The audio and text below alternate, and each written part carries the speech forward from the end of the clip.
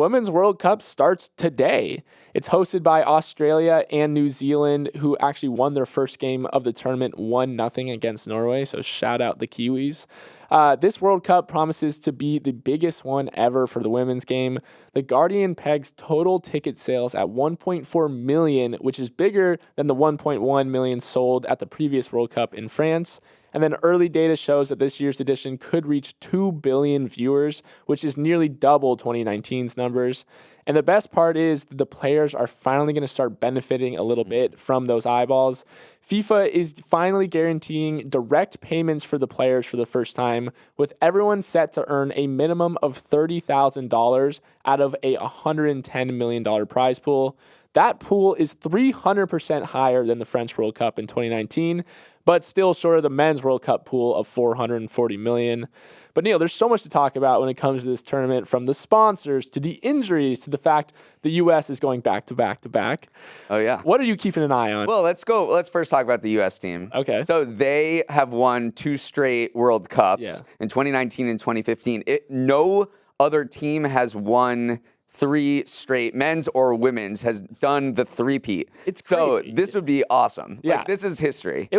That's the crazy thing about the World Cup is it requires 12 years of dominance to do something like that. So this is a team in flux. Like, you have some people from the old guard, Alex Morgan, Megan Rapinoe, and then you have some people from the new guard, Sophia Smith, Trinity Rodman. So it's definitely like this team is very exciting to me, and I'm nervous. I'm nervous for them, but I think because we're on top. Okay. Yeah, and then I guess the other thing I want to talk about first is just that it feels like we're at an inflection point with women's sports, with so many sponsors and corporations coming on board to help plug the game.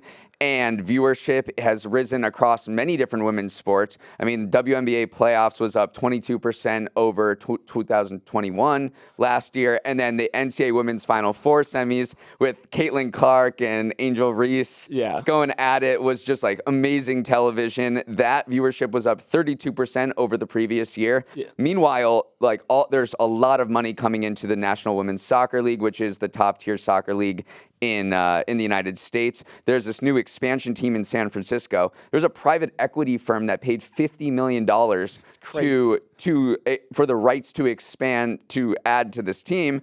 Meanwhile, a few years ago, that expansion fee was just $2 million for a new team in Los Angeles. So you're seeing exponential growth in the amount of money that's being fueled into the sport. Yeah, I read a piece that was titled "Women's Sports Are the New Growth Stocks," because if you look at men's sports, where the valuations are in the billions of dollars, like $5 billion, $6 billion, it's hard for them to 10x, whereas women's sports, if you're paying $2 million for a franchise fee, and then a couple years later it's $53 million, you can see where the growth trajectory is heading. So yeah, definitely women's sports are the new growth stocks. I also do want to talk a little bit about one of the downers of the tournament so far, and that's been all the injuries. You could field a team that could arguably win the entire tournament with the amount of people out with specifically ACL injuries.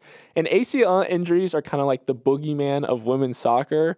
At one point last year, ACL injuries had sidelined a quarter of the nominees for the Ballon d'Or, which is the award for the best player in the world. And the problem is there's not a ton of research kind of dedicated to monitoring ACL injuries. UEFA, which is the governing body of European soccer, has been running an injury surveillance program on men's soccer for over 20 years. And on the women's side, it's only been going on for less than 5. So you're just not seeing as intense of a focus. And there's things like shoes are designed for men, not for women. Women play more games on turf fields than men do. So ACL injuries are like it's a little weird. Yeah, and women are at a higher likelihood to have an ACL injury, but again, not a ton has been fully dedicated to research, figuring out why are so many people tearing their ACLs, and it's just a bummer. Yeah. And then the final note is that this is going to be played in New Zealand and Australia, where it's in the southern hemisphere.